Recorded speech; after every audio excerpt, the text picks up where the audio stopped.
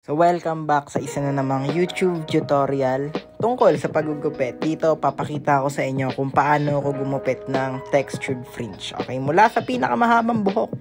Ngayon, bago natin simulan yan, syempre didebulk muna natin kahit anong clipper na meron kayo. Sa akin itong W-mark na clipper. Matalas din siya pang debulk yan, no? Saglitan lang. And then, syempre, flex muna natin gaano kahaba yung nawala. Tapos simulan na nating section ng buhok mula sa gitna. So gumawa muna tayo ng profile section. Yun yung section na nagta-travel mula sa pinakagitna ng ulo papunta sa apex area. And then, hahatiin na natin yung harap at saka yung likod na parte. Mula sa apex area papunta sa mastoid o yung buto sa likod ng tenga.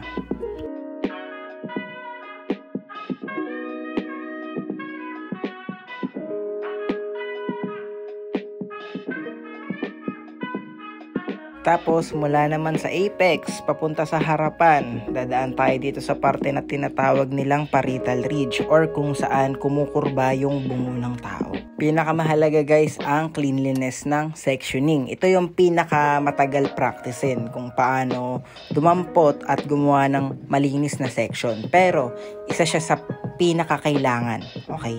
Hindi mo matatapos ng mas malinis ang gupit mo kung sa simpleng pagse-section pa lang tinatamad ka ng ayusin, tinatamad ka ng linisin. So, kailangan decent yung sectioning mo para hindi ka naliligaw. So, pumunta naman tayo sa left side. Ganun lang din.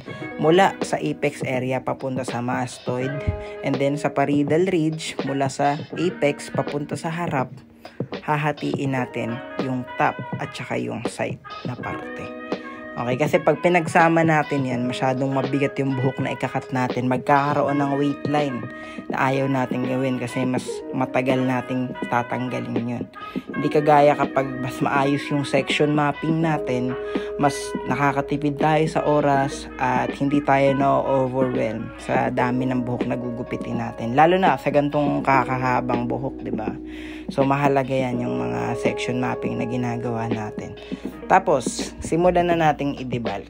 Kanina nag-debulk na tayo ng mga sobrang habang buhok. So, ganun din gagawin natin dito sa likuran. Pwede naman akong maggunting eh. Pwede ko naman siyang guntingin. Pero mas pinili kong gamitan na lang ng clipper kasi i-fade rin naman natin tong nape area. So, kahit na alam natin kung paano siya guntingin, we have to be efficient. Kasi syempre gumugupit tayo sa barbershop, lalo na siguro kung gumugupit ka sa mga tig 250. So mas madami ang volume ng tao. Kailangan mong mag-aral na makatipid sa oras. Okay, so ito is sa mga diskarte na ginagawa ko, lalo na pag fully book ako. Kung ano yung mga parte na kailangan, pwede mo namang i-clipper overcomb.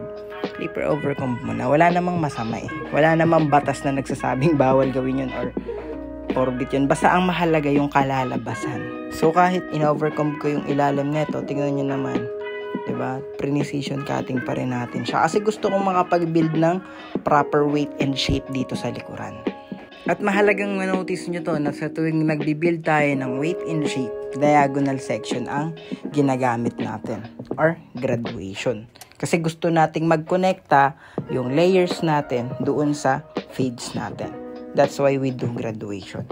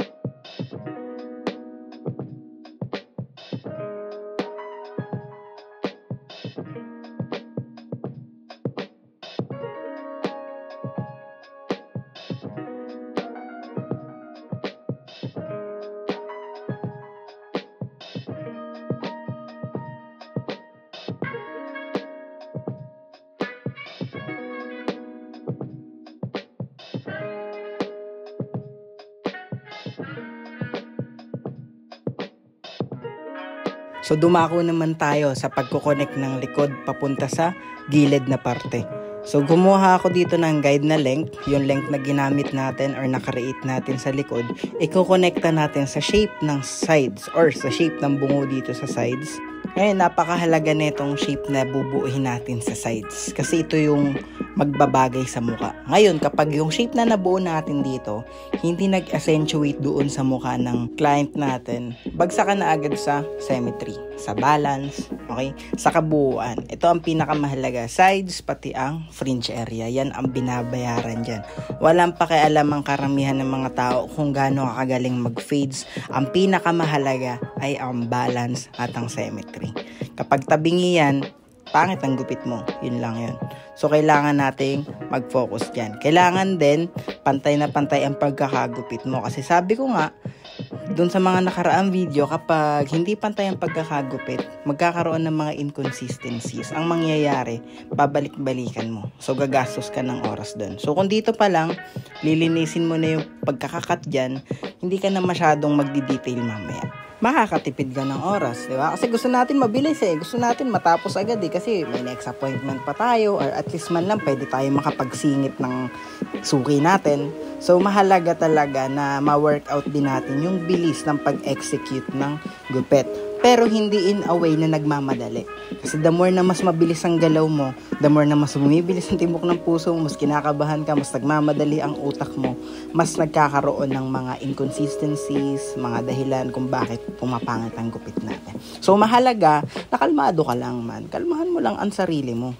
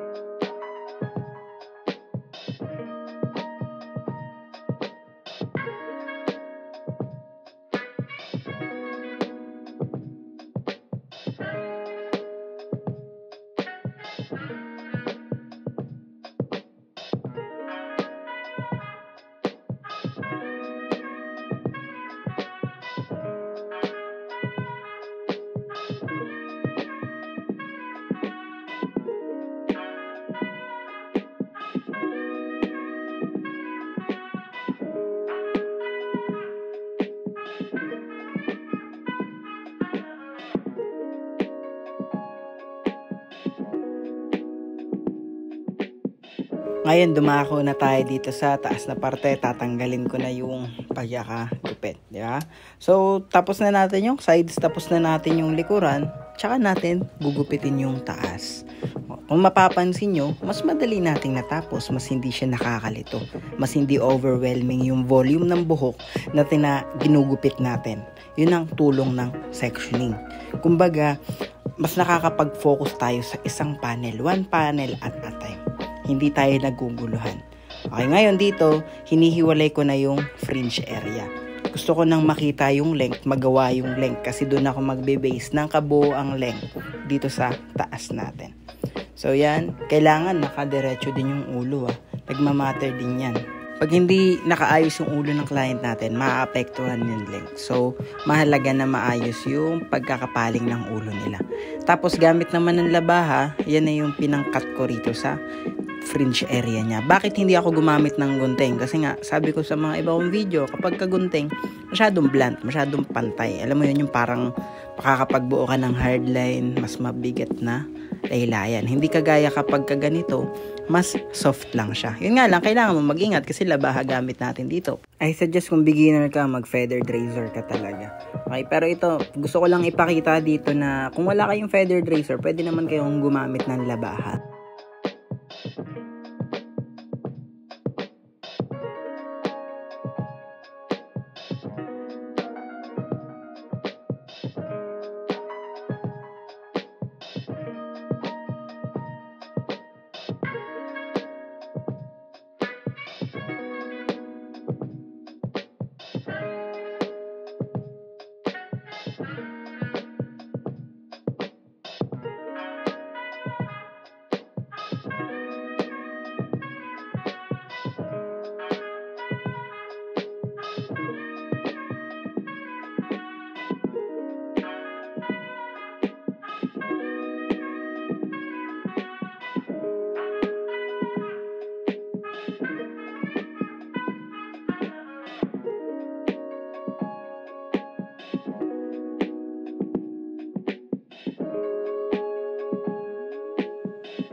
Ngayon, i-connect na natin yung length dito sa top, papunta sa sides, okay? So, hinati ko siya sa gitna, and then, yung dalawang kalahati, pupuntahin ko sa kanang parte at sa kaliwang parte. So, yan, ganyan na. I-connect mo lang siya dun sa length ng sides.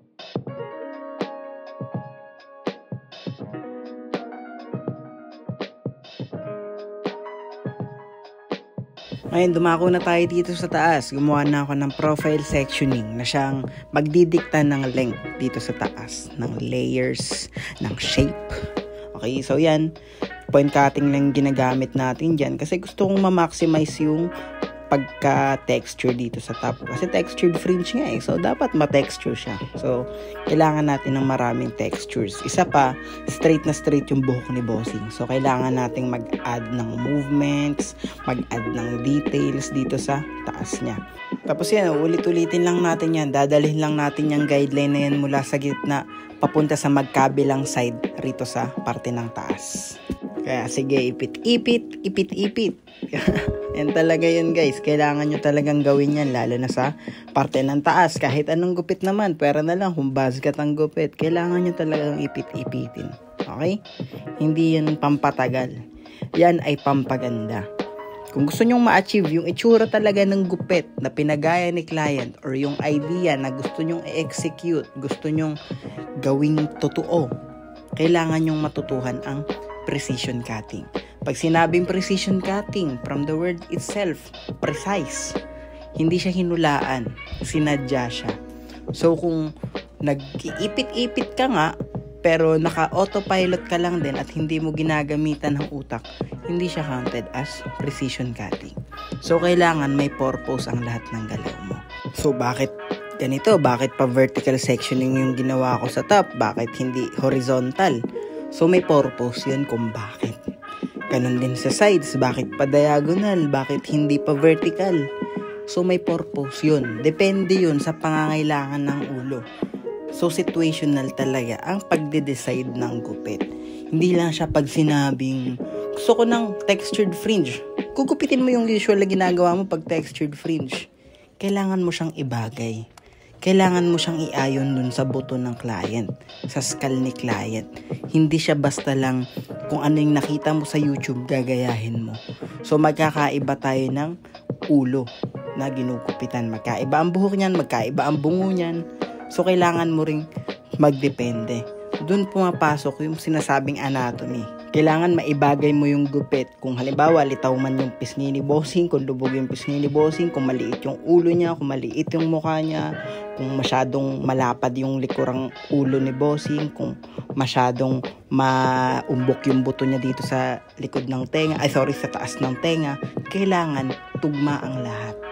Hindi mo dapat, not necessarily na pag-aralan mo lang kung paano gawin yung gupit. Ang kailangan mo talagang pag-aralan ay yung technique at kung kailan siya gagawin. Naiintindihan ba mga bata?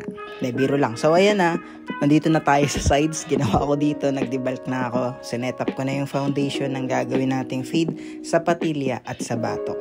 So ayan, kinukunik ko na yung fade natin doon sa layers na ginawa natin kanina. So, gagawa na ako ng guideline. Ang pinaka-base ko pala rito ay 4 at 2. Then, set up na natin yung guideline natin. Ganyan ako mag-taper fade. Ganyan ako maglagay ng guideline. Doesn't matter kung low taper fade or mid taper fade or high taper fade. Ang pinakamahalaga sa akin ay kung ano yung babagay sa mukha ni client or sa gupit niya mismo. Hindi yan, halimbawa, gusto niya bulky yung sides tapos mag-high taper siya. Diba? Masyadong komplikado yun lalo na pagdating sa Asian hair. So, kailangan mong i-incorporate yung pinakabagay sa kanya doon sa desired niya na gupit. Kumbaga magsasalubong lang kayo. Okay, tapos dito yan, sinimulan ko na siyang i-fade. Kung mapapansin nyo, minimal lang yung galaw ng wrist ko. Hindi ako masyadong wild mag-clipper. Kasi maliit lang yung space eh. So, kailangan nating ma-blend agad yan. Pero, ang kagandahan naman sa taper fade, maliit lang yung space niya. So, napakadali niya lang i-fade, right?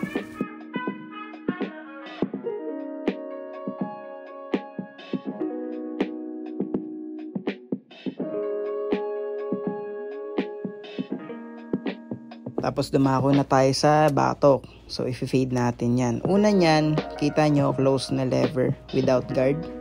Tapos pagtapos niyan, sa taas lang ng guideline na yan, open lever naman. Pero maingat tayo sa pag flick out. Hindi pwedeng malaki ang flick out mo dito kasi ubos yan man. Yan, tapos dito number 1 guard naman. Ganun lang ulit, close lever lang ulit. Bakit ganito ako ginagawa? Mas mabilis kasi siyang tawag dito, mawala yung maraming buhok eh. Mas lumilinaw siya, mas madali siyang i-blend pababa. So pagtapos ng close na number 1, open naman. Tinatry ko na siyang i-blend sa number 2. Pero usually hindi natin mabe-blend yung number 1 sa number 2. That's why kailangan natin ng 1.5 at ng 0.5 na guard. Yan, kagaya ng sabi ko, 0.5 na. Pero dito magsisimula ako sa open na lever na yan. Pero magfi-fade down tayo. Fade down na siya kasi tapos na tayo mag-fade up. So ganyan lang ako blend ng fading natin. Ganyan lang ako gumawa ng fade. Lahat ng fade ko, ganyan ko siya ginagawa. Depende na lang pala sa low fade. Pero papakita ko sa inyo yun sa mga parating na tutorials. Ayun, basic na basic lang, diba? Pagtapos ko sa 1.5, 0.5 naman.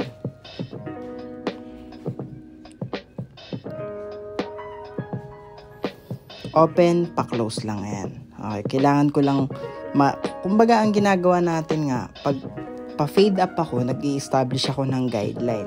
Ngayon, pag pa-fade down na ako, biniblend ko na siya gamit ang 1.5 at 0.5 na guard. Lalaroin nyo na lang yung mga lever niyan. Nasa sa inyo kung may parte na kailangan yung i-close guard kasi sa isang buong section na yan, like sa nape area na yan, may patsi-patsi dyan na iba yung kapal niya kaysa sa ibang parte ng buhok. So, ibang sukat naman or ibang placement naman ng lever ang gagamitin nyo. That's why, dun sinasabi na laro-laruin. Kumbaga, try mo siyang i-open, close, halfway hanggang sa mablend mo siya. And then dito naman yan, line up na tayo. Gamit ang trimmer ko. Kahit anong trimmer naman gumagana, pero itong trimmer ko na to, matalas siya guys. Yan o, makapapansin nyo talagang crispy yan. Mura lang din yan. Wala akong mamahalin na tawag dito, gamit. Tsaka na siguro pag may nag-sponsor na sa atin. Hashtag baka naman, no? Joke lang. So yan, pinupulido na lang natin yung pagkakabilog niya kasi ito yung icing sa cake natin. Okay? Kung maganda ang fade mo pero sablay kang mag-line up, wala na guys. Wala pa rin. Sablay pa rin. So kailangan pulido ang fade mo, maganda ang mga linyahan ng mga lineups mo para talagang maganda siya sa mata. So, kailangan nyo mag-take time. Hindi naman napakatagal. I mean, nagte-take time talaga ako pagdating dito sa mga lineups. Kasi ito na talaga yung pinaka nagpapaganda ng gupit natin. Like, baliwala ang mga precision, sa mga blending ng layers mo, ang mga fading mo, kung sablay talaga yung ahit natin. At ganun din naman, kung sablay naman ang fade mo, tapos maganda ang lineups mo, pangit pa rin siya. So, mahalaga na maganda ang lahat. Bigyan mo lahat ng oras. Hindi mo kailangan magmadali. Okay, meron kang 30 minutes, 45 minutes para gumupit. Hindi ka kailangang gumupit ng 5 minutes. Okay, kung nasa sitwasyon ka naman na yan, bilisan mong makaalis dyan. Practicein mo na ng practicein or lakasan mo yung loob mo at pumasok ka na sa mga high-ends na barbershop. At doon ka na matuto, doon ka na magkamali hanggang sa ma-unlock mo na ang full potential mo. At magkaroon ka ng mas mahabang oras pagdating sa paggugupit kung gusto mo makagupit ng mas maayos, mas precise, mas magagawa mo yung art mo, mas magkakaroon ka na freedom na i-express yung sarili mo. Kasi hindi mo talaga yan magagawa kung nasa low cost ka. Okay? So ito, patapos na yung gupit na to, inaahitan ko na lang siya. Makikita nyo yung after results na ito mamaya. At malamang nakita nyo na to kasi nag-post na ako ng voice over video neto, pero yan, hindi naman sobrang nakakawaw to, pero gusto kong makatulong ipakita sa mga beginner barbers na ganito lang gumawa ng textured fringe, no? Na yung mga precision cutting, paano mag-fade, okay, mga barber tips. So andito yun lahat. Sana makarating to sa mga barbero na kailangan ng video na to, at makikita nyo na ang itsura ni Bossing bago natin siya gupitan. Pero pagkatapos ng lahat, tinginan mo naman yan, par. Kung nagustuhan mo yung video na to, like, comment, and subscribe. Sobrang laking tulong nun para mas magtuloy-tuloy pa tayo sa channel na to. This is Kats by Johnny, namamaalam.